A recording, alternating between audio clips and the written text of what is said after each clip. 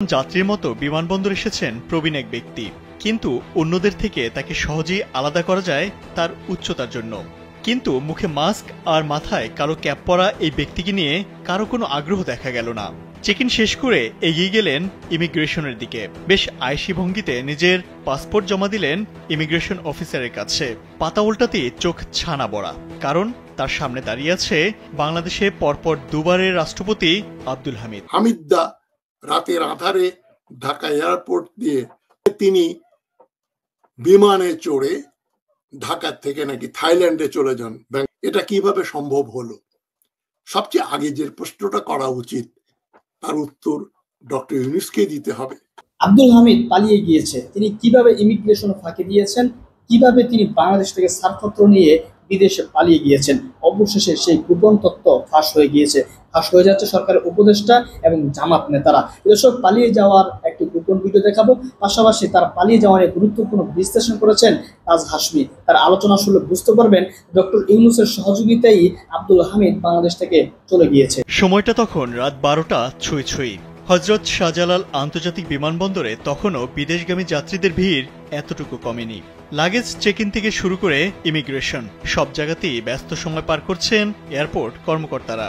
8-10 জন যাত্রীর মতো বিমানবন্দর এসেছেন প্রবীণ এক ব্যক্তি, কিন্তু অন্যদের থেকে তাকে সহজেই আলাদা করা যায় তার উচ্চতার জন্য। কিন্তু মুখে মাস্ক আর মাথায় কালো ক্যাপ পরা এই ব্যক্তিকে নিয়ে কারো কোনো আগ্রহ দেখা গেল না। চেক ইন শেষ করে এগিয়ে গেলেন ইমিগ্রেশনের দিকে। বেশ আয়েশি ভঙ্গিতে নিজের পাসপোর্ট জমা দিলেন ইমিগ্রেশন অফিসারের কাছে। পাতা উল্টাতেই চোখ ছানা বড়া, কারণ তার সামনে দাঁড়িয়ে আছে বাংলাদেশে পরপর দুবারের রাষ্ট্রপতি। এরকম একজন হাই প্রোফাইল ব্যক্তিকে দেখে কিছুটা হতভম্ব হয়ে গেলেন এই কর্মকর্তা। সাবেক রাষ্ট্রপতিকে তিনি আটকাবেন নাকি ছেড়ে দেবেন, সিদ্ধান্তহীনতার মাঝে ইমিগ্রেশন কর্মকর্তা। অভিযোগ রয়েছে সাবেক রাষ্ট্রপতিকে দেশ ছাড়তে বাধা না দিতে বর্তমান রাষ্ট্রপতি কার্যালয় থেকে ফোন যায় বিমানবন্দরে। অবশেষে গ্রিন সিগন্যাল পান আব্দুল হামিদ। আওয়ামী লীগ সরকার পতনের 9 মাস পর বুধবার দিবাগত রাত 3টা 5 মিনিটে থাই এয়ারওয়েজের একটি ফ্লাইটে ব্যাংককের উদ্দেশ্যে দেশ ছাড়েন তিনি। জানা যায় বিদেশে যাওয়ার কারণ হিসেবে চিকিৎসার অজুহাত দেখিয়েছেন তিনি। বিমানবন্দরের একাধিক সূত্র নিশ্চিত করেছে আব্দুল হামিদের বিদেশে যাওয়ার কোনো নিষেধাজ্ঞা ছিল না। সাবেক রাষ্ট্রপতি আব্দুল হামিদের সঙ্গে ছিলেন ছোট ছেলে রিয়াদ আহমেদ ও শ্যালক ডাক্তার নওশাদ খান। পারিবারিক সূত্রে জানা গেছে চিকিৎসকদের পরামর্শে তিনি থাইল্যান্ড গেছেন। হত্যা মামলা মাথায় নিয়ে কিভাবে তিনি দেশ ছাড়লেন তা নিয়ে জনমনে উঠেছে নানা প্রশ্ন। এদিকে দেশ ছাড়তে বাধা না দিলেও সাবেক রাষ্ট্রপতিকে প্রথম দিন থেকেই কিন্তু আমি বলে আসছি যে ডক্টর ইউনূসকে পাওয়া, প্রধান উপদেষ্টা হিসাবে পাওয়া আমাদের জন্য একটা বিরাট কিছু পাওয়া হলো। লন্ডন থেকে তারেক রহমান সাহেবও বলেছেন ডক্টর ইউনূসকে থাকতে হবে। দেশ বাঁচাতে হলে ডক্টর ইউনূস ছাড়া আমাদের অন্য কোনো উপায় নেই। আমি তো বারবার বলেছি, যখন বিএনপির নেতৃবৃন্দ বলছেন ডিসেম্বর মাসে বা জুন মাসের আগেই 2025 সালে নির্বাচন হোক, নির্বাচিত সরকারের হাতে ক্ষমতা হস্তান্তর করা হোক, আমি তার ঘোর বিরোধী ছিলাম, এখনো আছি। আমি মনে করি না বিএনপি বা কোনো রাজনৈতিক দলের এই ব্যর্থ বিপ্লবোত্তর বাংলাদেশের পরিস্থিতি সামাল দেওয়ার মতো যোগ্যতা আছে। বিএনপির ভেতরে যে পরিমাণ চোর ডাকাত চাঁদাবাজ ঘুষখোর ঢুকেছে, তারেক রহমান বা খালেদা জিয়ার পক্ষে এদের মূল উৎপাটন করা সম্ভব নয়। তারেক রহমান দেশে আসলে কি হবে, কি করবেন, এটা নিয়ে আমরা অনেক কানাঘুষা চলছে যে উনি আসলেই সব ঠিক হয়ে যাবে, তিনি এক নতুন করে দল থেকে পুরনো পাপীদের বের করে দেবেন। এই ব্যাপারে আমি খুব আশাবাদী নই। লিমিটেশনস আছে। তারেক রহমান কত দূর যাবেন? যারা দলের বড় বড় ক্ষমতাধীষ্ঠ বসে আছেন তাদেরকে দল থেকে বের করা যাবে না, এটাই আমার ধারণা। তাই আমি মনে করতাম যে ডক্টর ইউনূস দেশকে রক্ষা করবেন, সবচেয়ে বড় কথা, ডক্টর ইউনূসের গ্রামীণ ব্যাংকের প্রজেক্ট মাইক্রো ক্রেডিটের আমি আদৌ সমর্থক ছিলাম না, এখনো নই, ভবিষ্যতেও আমি মাইক্রো ক্রেডিটের সমর্থন করব না। মাইক্রো ক্রেডিট একটা ভাওতাবাজি, হোক্স।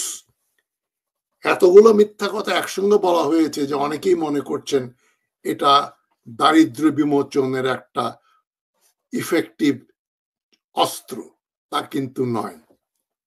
যেটা আমি আগেও বলেছি, ডক্টর ইউনূস বহুদিন যাবৎ বলে আসছেন মাইক্রো ক্রেডিট, এনজিও বিজনেসের ফলেই বাংলাদেশ 2030 সালের ভেতরেই সম্পূর্ণ দারিদ্র মুক্ত হবে। তিনি বলেছিলেন 2030 সালে যদি কেউ বাংলাদেশে কোনো গরিব লোক দেখাতে পারে তাহলে তিনি $1 মিলিয়ন পুরস্কার দেবেন তাকে। আমি 1997 সালেই ডক্টর ইউনূসকে মেলবার্নে বলেছিলাম ওই পুরস্কারটা কিন্তু আমার প্রাপ্য হবে, আপনি আর আমি বেঁচে থাকলে আমি সেদিন বাংলাদেশে দারিদ্র দেখাবো এবং আপনি আমাকে পুরস্কার দেবেন। সেদিন ডক্টর ইউনূস বললেন 4 কোটি লোক, বাংলাদেশের 4 কোটি লোক দারিদ্র সীমার নিচে বাস করে। এটা 2025 সালে। 2030 সালে কি এই 4 কোটি লোক দারিদ্র মুক্ত হবে? কোনোদিনও না। তিনি বারবার বলছেন এই বয়সে তিনি বদনাম কুড়িয়ে ক্ষমতা থেকে যাবেন না, তিনি সুনাম নিয়ে যাবেন। কিন্তু আমার তো এ ব্যাপারে প্রচন্ড রকম অনাস্থা রয়েছে, অবিশ্বাস রয়েছে। তিনি অলরেডি যতটা বদনাম হয়েছেন তার বলার অপেক্ষা রাখে না। গতকাল রাত্রে বেলায় এই যে যমুনা, যেখানে ডক্টর ইউনূস থাকেন, সেখানে হাজার হাজার ছাত্র জনতা তার বাড়ির সামনে সেই জুলাই আগস্টের মতো স্লোগান দিচ্ছে এবং বাড়ি ঘেরাও করে রেখেছে, এবং তারা যেটা বলছে সেটা হলো আওয়ামী লীগকে নিষিদ্ধ করতে হবে। এক দফা তারা দাবি করছে। প্রথম দিন থেকে বলে আসছি, বিপ্লবের পরে জার্মানিতে যেমন নাৎসি পার্টি এবং ইটালিতে ফ্যাসিস্ট পার্টি নিষিদ্ধ করা হয়েছিল, বাংলাদেশেও তদ্রূপ আওয়ামী লীগকে চিরতরে নিষিদ্ধ করা হোক। সেটা না করে কেবলমাত্র ছাত্রলীগকে নিষিদ্ধ করা হলো। এখন শোনা যাচ্ছে যুবলীগ, স্বেচ্ছাসেবক লীগ ইত্যাদি আওয়ামী ঘরানার যে সমস্ত লীগ রয়েছে সেগুলোকে নিষিদ্ধ করা হতে পারে, আওয়ামী লীগকে নয়। এবং বিএনপির রুহুল কবির রিজভী সাহেব বললেন যারা আওয়ামী লীগ আমলে কোনো রকম খারাপ কাজ করেননি বা করার সুযোগ পাননি, তারা যদি বিএনপিতে আসতে চায় তাদেরকে বিএনপিতে সাদরে গ্রহণ করা হবে। এই ব্যাপারে আমার একটু রিজার্ভেশন আছে। জাস্টিস হাবিবুর রহমান যেটা বলেছিলেন, আওয়ামী ঘরানার লোক, উনি কেয়ারটেকারের প্রধান ছিলেন, উনি বলেছিলেন এখন আর কোনো ভালো মানুষ আওয়ামী লীগ করে না। আমি জাস্টিস হাবিবুর রহমানের কথায় তাল মিলিয়ে বলতে চাই, রিজভী সাহেব যেটা বলেছেন ওটা একটা অলীক কল্পনা মাত্র। আওয়ামী লীগে ভালো মানুষ ছিল, তারা বিএনপিতে আসতে চাইলে তারা আসতে পারবেন। এবং মির্জা ফখরুল ইসলাম বলেছেন আওয়ামী লীগের স্বাধীনতা যুদ্ধের সঙ্গে নাকি খুবই ওতপ্রোতভাবে জড়িত ছিল, সম্পর্ক ছিল, তাই আওয়ামী লীগকে নিষিদ্ধ করলে বাংলাদেশের স্বাধীনতার ইতিহাস নাকি বিঘ্নিত হবে। ছাত্রলীগ নিষিদ্ধ করার পরেও কিছু বিএনপি নেত্রী কান্নাকাটি করেছেন। শেখ মুজিবুর রহমানের মূর্তি ভাঙার পরেও মির্জা ফখরুল বলেছেন উনি খুব কষ্ট পেয়েছেন। এগুলো শুনে খুব অবাক লাগে। রুশ বিপ্লবের পরে যখন জার নিকোলাস এবং তার পরিবারের সন্তান সহ সবাইকে হত্যা করা হয়, লেনিন হত্যা করেন, এটা নিয়ে কিন্তু পশ্চিমা জগতে একটু কথাবার্তা হলেও এটা নিয়ে খুব একটা সোচ্চার হয়নি। লেনিনকে কেউ খুনি বলে না। মাও জেতুং প্রতি বিপ্লবীদের যে হত্যা করেছিলেন, যাবজ্জীবন কারাদণ্ড, মৃত্যুদণ্ড দিয়েছিলেন, মাও জেতুং কিন্তু কেউ খুনি বলে না। কিন্তু বাংলাদেশে দেখা যাচ্ছে যারা বিপ্লবের শত্রু, যারা লুটপাট করেছে, মানুষ খুন করেছে, তারা এখনো বহাল তবিয়তে বিরাজমান। তো আজকে আমি যে অনুষ্ঠানটায় যে কথা বলতে চাচ্ছি, যে ইউনূস সরকার কার সরকার চালান, উনি কি বাংলাদেশের, ভারতের নাকি আমেরিকার মানুষ, কোন পন্থী উনি? এবং আব্দুল হামিদ যে হাসিনার আমলে প্রেসিডেন্ট ছিল, আমি তাকে হামিদদা বলি, হামিদদা দা জোকার, লুণ্ঠনকারী, এবং হাসিনার যত রকম খারাপ কাজ সবকিছুর বৈধতা দিয়েছে।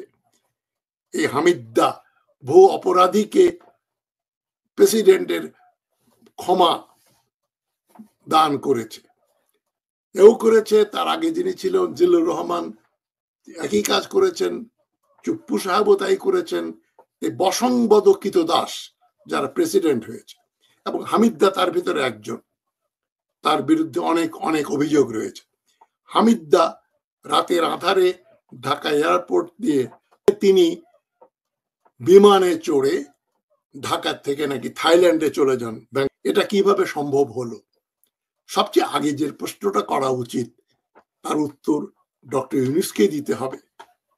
আপনি ক্ষমতা গ্রহণ করার পরে 8ই অগাস্টের পরে এই যে হামিদদা গোষ্ঠী, জাস্টিস খায়রুল হক, জাস্টিস নিজামুল হক, জাস্টিস আব্দুল মতিন এবং আরো আরো অনেক বিচারক যারা হাসিনার আমলে মানুষের উপর অত্যাচার করেছে, মিথ্যা মামলা দিয়ে তাদেরকে বিচার করেছে, খালেদা জিয়া বা মাহমুদুর রহমান, এবং হাজার হাজার লোককে বন্দী করেছে, বিএনপির কয়েক লক্ষ লোককে বন্দী করেছে। এই বিচারের নামে প্রহসন হয়েছে। সবগুলো বিচারক হয় চাকরিতে আছেন, নইলে তারা আরাম আয়েশে জীবন যাপন করছেন। সেই স্কাইপ কেলেঙ্কারি যারা করেছিল তাদের কোনো বিচার হয়নি। ডক্টর ইউনূস, আমি প্রথম দিন থেকেই বলছি, বিপ্লবের পরে বিপ্লবী সরকার যে কাজটা প্রথমে করে, যাদের বিরুদ্ধে বিপ্লব হয়েছে তাদেরকে গ্রেপ্তার করে, তাদের সামারি ট্রায়াল করে। বিপ্লবী রেভলিউশনারি কমান্ড কাউন্সিল বলে একটা জিনিস তৈরি করা হয়, আরসিসি, সেখানে তাদের বিচার হয় এবং বড় বড় খুনি এবং লুটেরাদের মৃত্যুদণ্ড হয়। যেহেতু বাংলাদেশে মৃত্যুদণ্ডের বিধান রয়েছে, তাই আমি বলেছিলাম যে এই 9 মাসে তো অন্তত কয়েক হাজার লোকের ফাঁসি হওয়া উচিত ছিল, একটা লোকেরও ফাঁসি হয় নাই। জেনারেলদের মধ্যে একটাই মাত্র ধরা পড়েছে, জিয়াউল হাসান, যে র্যাবের প্রধান হিসাবে নিজে হাতে মানুষ খুন করেছিল। সেও শোনা যায় ওয়াকারুজ্জামানের পরিকল্পনা মাফিক সিলেট বিমানবন্দরে বিমান দিয়ে ওমরা করার নামে দেশ থেকে পালাচ্ছিল।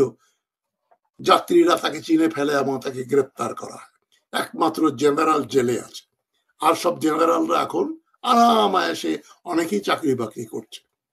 এবং যেটা মেজর ডালিম বলেছিলেন, কমপক্ষে 30টা জেনারেলের বেঁধে ফেলা উচিত, ঝুলানো উচিত। একটারও গায়ে আঁচড় দিতে সাহস পান নাই ডক্টর ইউনূস।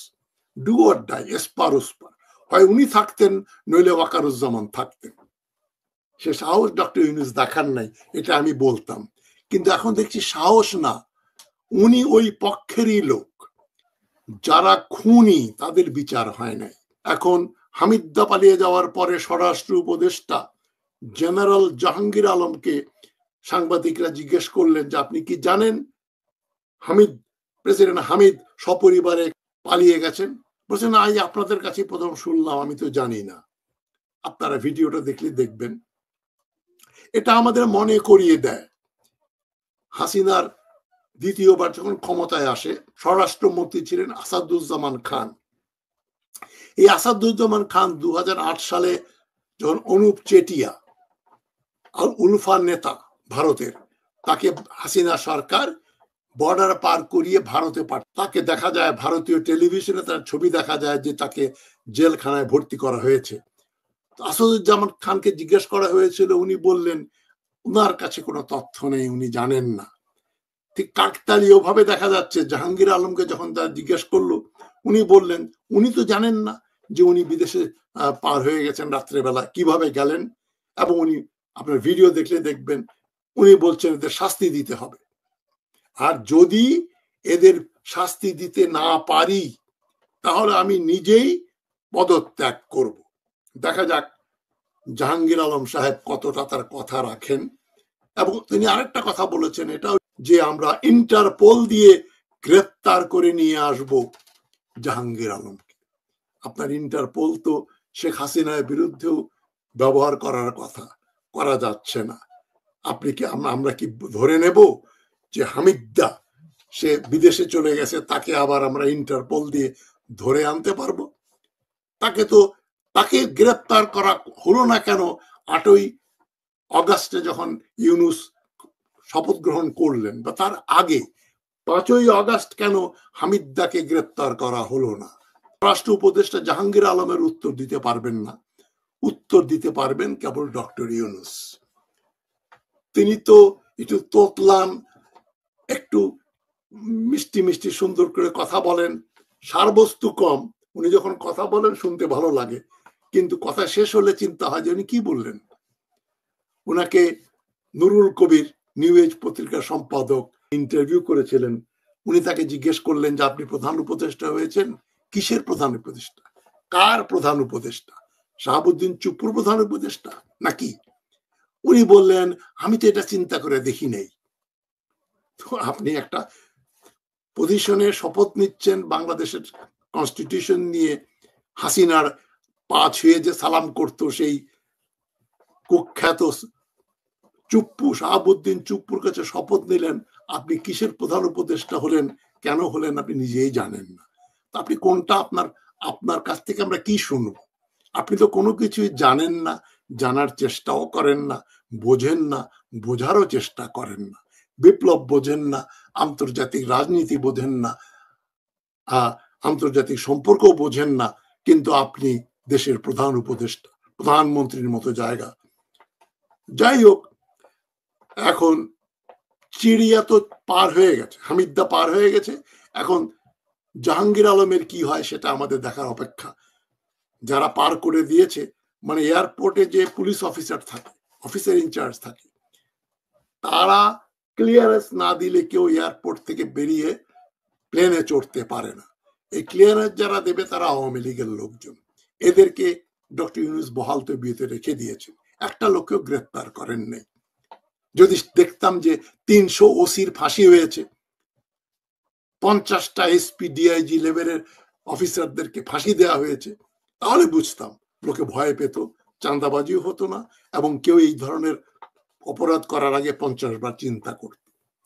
এই যে জাস্টিস খায়রুল হক যে কেয়ারটেকার আইন রিটায়ারমেন্টে যাওয়ার পরে বেআইনি ভাবে সাইন করে তুলে দিল, সে জাস্টিস খায়রুল হকের তো যাবজ্জীবন তো হওয়া উচিত ছিল, মৃত্যুদণ্ড না হলেও তার যাবজ্জীবন কারাদণ্ড হওয়া উচিত ছিল। সে লোক বহাল তবিয়তে লন্ডনে থাকে, কি করে সম্ভব হলো?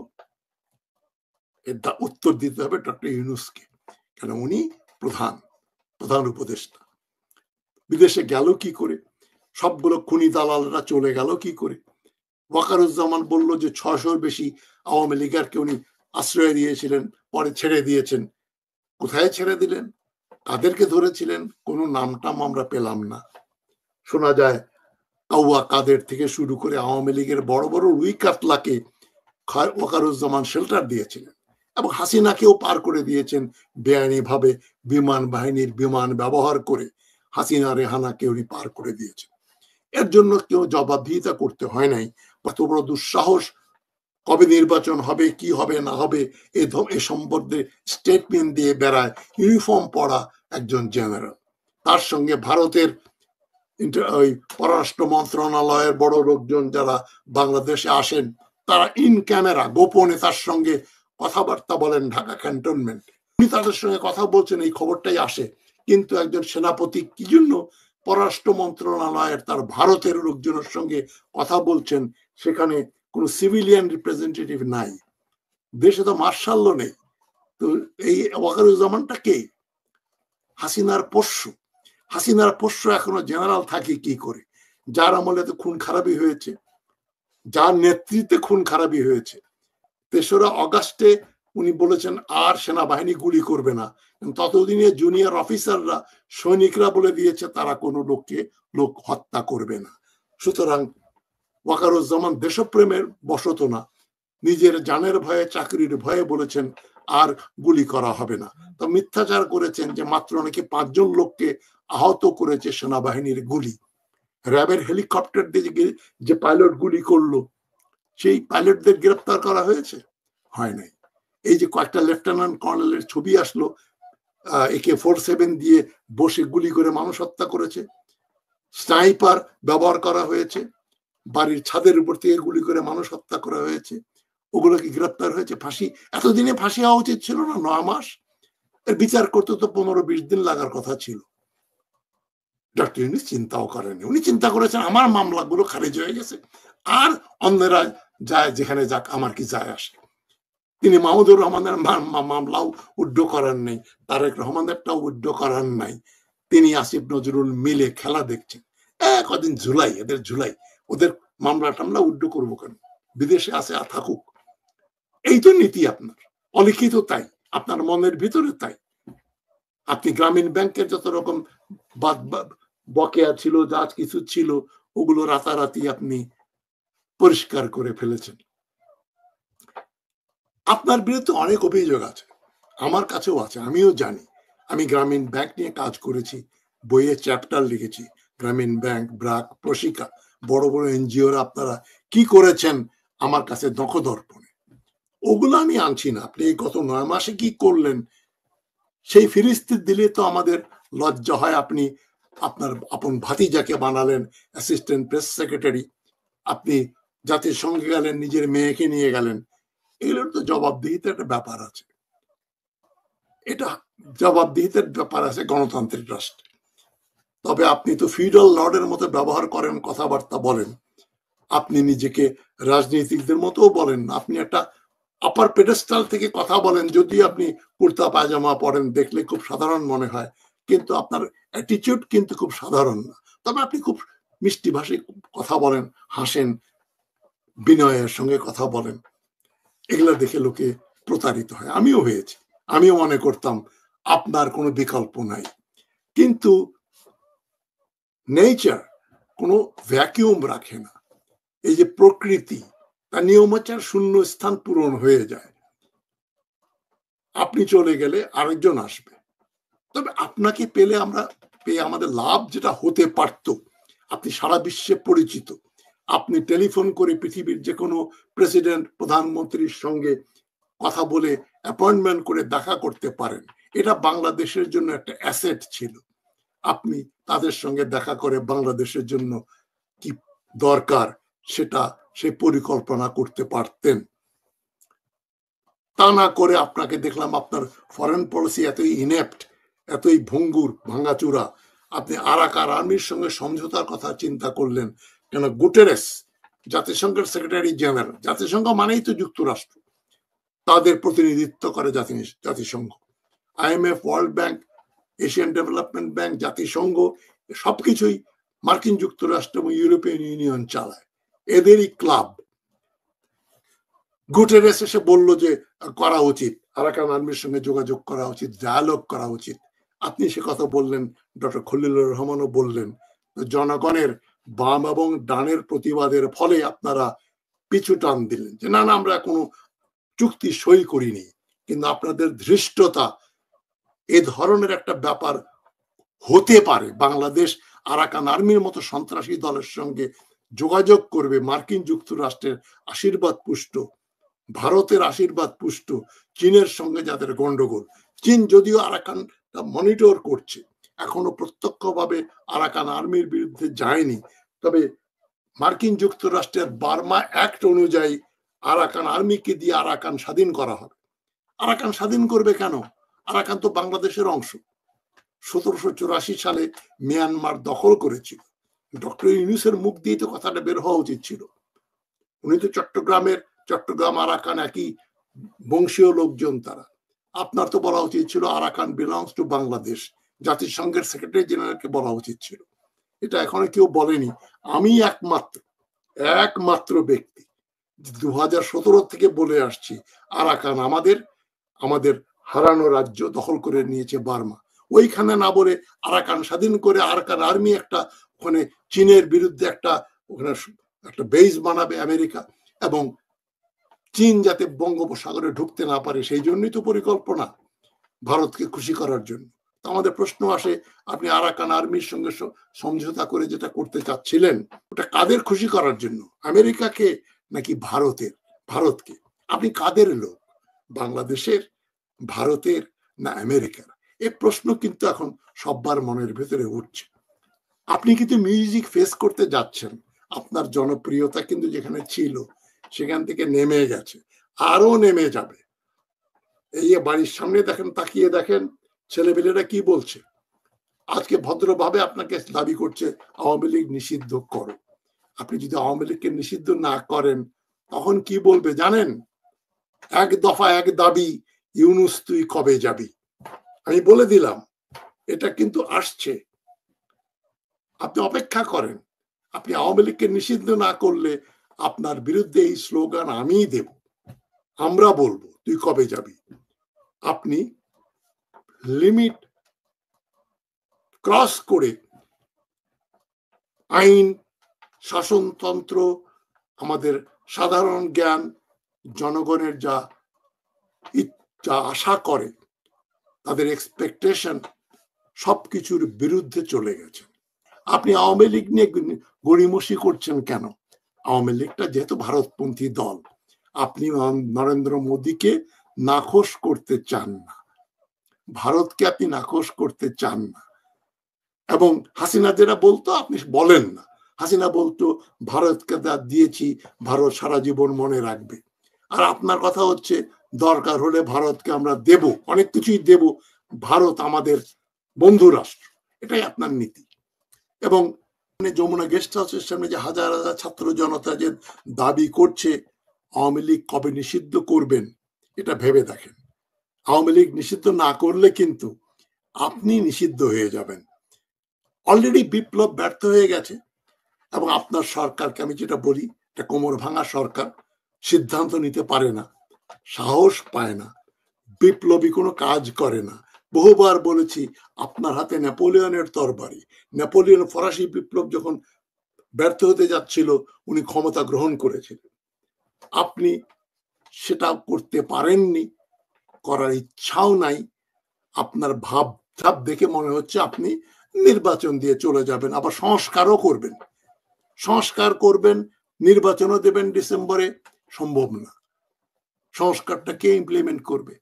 বিএনপি যদি ক্ষমতায় আসে তারা কি আপনার এই সংস্কার করবে? কেন করবে? সুতরাং এই এতগুলো সময় নষ্ট করলেন, পয়সা নষ্ট করলেন, ৬-৭টা কমিশন বানিয়ে, সবই তো ভেস্তে গেল। আপনার তো উচিত ছিল একটা রেফারেন্ডামের ব্যবস্থা করা। কারা কারা আওয়ামী লীগকে নিষিদ্ধ করতে চান, কারা দেশে প্রেসিডেন্সিয়াল সিস্টেম চান বা শাসনতন্ত্র সংশোধিত হোক, এই সংশোধিত শাসনতন্ত্র চান, এই ৩-৪টা পয়েন্ট নিয়ে আপনি, আপনার উচিত ছিল একটা রেফারেন্ডাম, গণভোটের আয়োজন করা। সেদিকে আপনি যাচ্ছেন না, আমরা শুনিও নেই এই কথা, গণভোটের কথা। আর শাস্তি, যারা চাঁদাবাজি করবে তাদের শাস্তি দেয়া হবে, শাস্তির দিকে আপনি যাচ্ছেন না। আপনি মনে করছেন 10 মিলে করি কাজ, হারি জিতি নাহি লাজ। যে রাজা বা যে শাসক সবাইকে খুশি করে ক্ষমতায় থাকতে চায়, নেপোলিয়নই বলেছিলেন, a king who is very popular, everybody likes him, his rule ought to be a failure. যে রাজা সবার কাছেই জনপ্রিয়, তার মানে কাউকে খেপায় নাই, সে রাজার শাসন ব্যর্থ হতে বাধ্য। তো আপনি তো আওয়ামী লীগকেও রেখে দিয়েছেন, জামাতকেও রেখে দিয়েছেন, সবাইকে রেখে দিয়ে, জাতীয় পার্টির জিএম কাদের এখনো মুক্ত মানুষ, রওশন এরশাদ মুক্ত মানুষ, শিরিন শারমিন স্পিকার ছিল, পাসপোর্ট নিয়ে চলে গেছে। আপনি মুন্নি শাহকে গ্রেপ্তার করে 24 ঘন্টার মধ্যে ছেড়ে দিলেন। তো আপনি বিচারটা কোথায় করলেন? যারা যারা হাসিনার মোটে দালালি করেছে, যারা ক্ষতি করেছে, তাদের অনেককে আপনি উপদেষ্টা বানিয়েছেন। সাংবাদিকগুলো এখনো 2-একটা পালিয়ে আছে, বাদ বাকিগুলো কিন্তু অলরেডি মাঠে নেমে পড়েছে। আপনি আওয়ামী লীগকে নিষিদ্ধ না করলে আজ বাদে কাল দেখবেন আওয়ামী লীগ রাস্তায় নামবে, নির্বাচন করবে। পরে বাংলাদেশের জনগণের স্মৃতিশক্তি খুব দুর্বল, তারা আওয়ামী লীগকে আর নিষিদ্ধ করার কথা বলবে না, বলবে যে না, এটা বলে তো কোনো লাভ হইল না।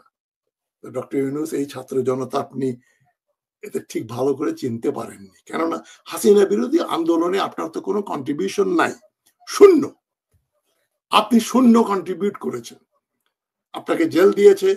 আপনার ভিতরে সাহস থাকলে যে হাসিনা আপনাকে 8 তলায় লিফট ছাড়া তুলেছে, আমি হলে তো যেতাম না, ওই মামলাই নিতাম না, হাজিরা দিতাম না, জেল দিত। আপনি তো ভয় ভীরু মানুষ, আপনি হাসিনার মামলা হাজিরা দিয়ে আপনি হাসিনার কোর্টকে লেজিটিমাইজ করলেন।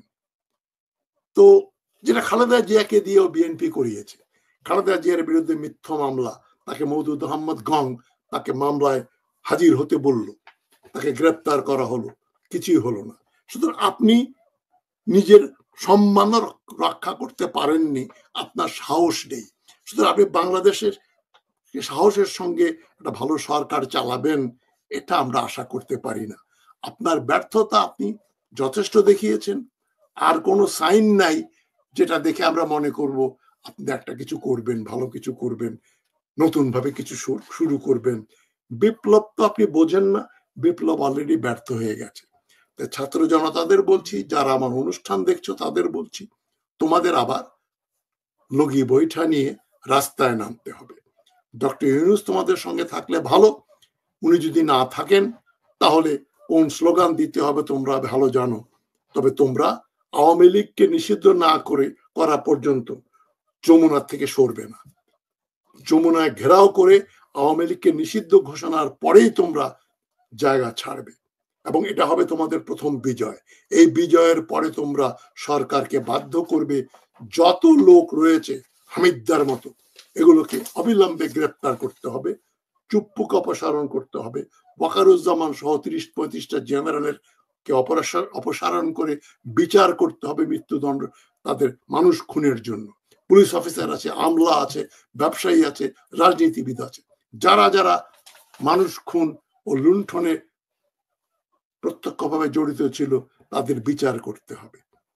এই দাবি তোমরা তুলবে, তা না হলে কিন্তু বাংলাদেশ আবার যেখানে ছিল সেখানেই ফিরে যাবে।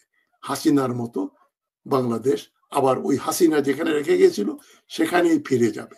ডক্টর ইউনূস আসলেন, 9 মাস থাকলেন বা 10 মাস থাকলেন, এটা বাংলাদেশের জন্য কোনো লং টার্মে কোনো পরিবর্তনের সূচনা করলো না। খুবই দুঃখিত আমরা।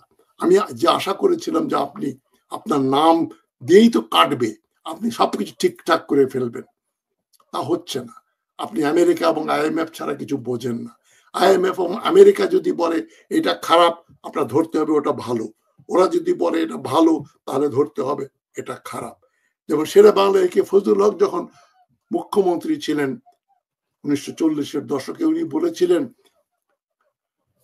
বাংলার হিন্দু ভদ্রলোকেরা যখন বলে আমি ভালো কাজ করছি, তখন আমার মনে করা উচিত আমি নিশ্চয়ই মুসলমান কমিউনিটির জন্য খারাপ কিছু করছি। আর তারা যখন আমাকে আমার কোনো কাজ বলে যে আমি খারাপ কাজ করছি, তখন আমার মনে করতে হবে যে আমি আমার কমিউনিটির জন্য ভালো কাজ করছি। তো এখন আমাদের ওই ফর্মুলাটাই ফের ধরতে হবে। মার্কিন যুক্তরাষ্ট্র রিপাবলিকানই হোক ডেমোক্রেটিক হোক, কোন সেনেটর বা কোন কংগ্রেসম্যান যখন বলবে ডক্টর ইউনূস ভালো কাজ করছেন, তাহলে আপনার ধরতে হবে আপনি খারাপ কাজ করছেন। আর যখন বলে আপনি খারাপ কাজ করছেন এই করো, তখন আপনার মনে করতে হবে তাদের উদ্দেশ্য ভালো নয়। মার্কিন যুক্তরাষ্ট্র সাম্রাজ্যবাদী দেশ, তারা পয়সার জন্য বিভিন্ন দেশে বিনা কারণে যুদ্ধ করে, মানুষ হত্যা করে, এবং মুসলিম মেজরিটি দেশগুলোকে তারা কোনোদিনও মাথা তুলতে দেবে না। ইসরায়েলের দোষর, ভারতের দোষর। মার্কিন যুক্তরাষ্ট্র, ভারত আর এই 3 ত্রিমুখী শত্রুর মোকাবেলা করতে হবে বাংলাদেশ, পাকিস্তান সহ পৃথিবীর সমস্ত শান্তিকামী এবং মুসলিম মেজরিটি যেখানে আছে সেই সমস্ত দেশগুলোকে। আপনাকে সেটাও বুঝতে হবে। আপনি পাসপোর্টে শুধু বলে দিলেন ইসরায়েল ব্যতীত সব দেশের জন্য প্রযোজ্য, লোকে মন করবে আহা ডক্টর ইউনূসের সরকার তো বিরোধী সরকার। কিন্তু ইসরায়েলকে যারা চালায় বা ইসরায়েল চালায় মার্কিন যুক্তরাষ্ট্রকে, তাদের সঙ্গে আপনার সখ্যতা সবচেয়ে বেশি। তাদের কথা মতোই আপনি আরাকান আর্মির সঙ্গে যোগাযোগ করতে গিয়েছিলেন, ওটা একটা ভুল সিদ্ধান্ত। আপনার মনের ভিতরে কি আছে আপনার হাত নিষ্পিস করে আপনি সেটা করে ফেলেন, আমরা কিন্তু ধরে ফেলি এই আছে ওনার মনে। আপনার মনে আছে বাংলাদেশে যেন আওয়ামী লীগ নিষিদ্ধ না হয়, ভারতপন্থী দলটা যেন টিকে থাকে, এবং তাদের দোসর আছে বিভিন্ন রাজনৈতিক দলে, তারাও চায় আওয়ামী লীগ নিয়ে আমরা রাজনীতি করব, ভারত ছাড়া কিছু বুঝি না। যারা ভারত মার্কিনপন্থী তাদের ভেতরে আপনাকেও আমরা পরিগণিত করতে বাধ্য হচ্ছি। আপনি শুধরে যান, আপনি যতদিন থাকার থাকেন, কিন্তু আপনি বাংলাদেশের হয়ে কথা বলেন, বাংলাদেশের হয়ে কাজ করেন। আপনি মার্কিন ওয়াশিংটন কি বলে আর দিল্লি কি বলে সে অনুযায়ী চললে কিন্তু আপনার খবর আছে। আপনি অবিলম্বে আওয়ামী লীগকে নিষিদ্ধ করে আপনি একটা সুস্থ পদক্ষেপ গ্রহণ করেন এবং যারা জেলের বাইরে আছে তাদেরকে জেলে দিয়ে ট্রাইব্যুনাল করে তাদের বিচারের ব্যবস্থা করেন। নইলে কিন্তু আমি আপনাকে আপনার ইমেজ, আপনার নামকে ব্যবহার করার জন্য আমি আপনাকে বলেছি আপনি ক্ষমতায় থাকুন, বাংলাদেশের দরকার। কিন্তু কিসের দরকার? আপনি বাংলাদেশকে যা দিতে পারতেন তা দিলেন না, এটাই আমাদের দুঃখ। যাই হোক, আমাদের বিপ্লব ব্যর্থ হবে না। ইনকলাব জিন্দাবাদ। আমাদের বিপ্লব নতুন করে করতে হবে, আবার স্কোয়ার ওয়ান, একেবারে প্রথম থেকে শুরু। দর্শক, আলোচনা শুনেছেন, শুনে দেখেছেন, বুঝতে পেরেছেন কিভাবে তিনি পালিয়ে গিয়েছেন। তো ইতিমধ্যে যেটা জানতে পেরেছি আমরা, বা আপনারা অথবা কেউ জেনেছেন, জামাত নেতা তার একজন আব্দুল হামিদের বোন জামাই তার সহযোগিতা ডক্টর ইউনূসের কাছ থেকে ছাড়পত্র নিয়েছেন, এই বলে আব্দুল হামিদের নাকি ক্যান্সার হয়েছে, সেই তার চিকিৎসা খুব জরুরি প্রয়োজন। 8-9 মাসে তার চিকিৎসা না হওয়ায় তার শরীরের অবস্থা খুবই খারাপ, এই জন্য তাকে ছাড়পত্র দিয়েছেন ডক্টর ইউনূস। আর সেই ছাড়পত্র নিয়ে ইমিগ্রেশনের আরেকজন পুলিশ অফিসার সেই কাজে তাদের দুইজনের সহযোগিতা তিনি দেশ ত্যাগ করেছেন। তো এই দুইজন দেশ ত্যাগ করে তাকে সহযোগিতা করেছে।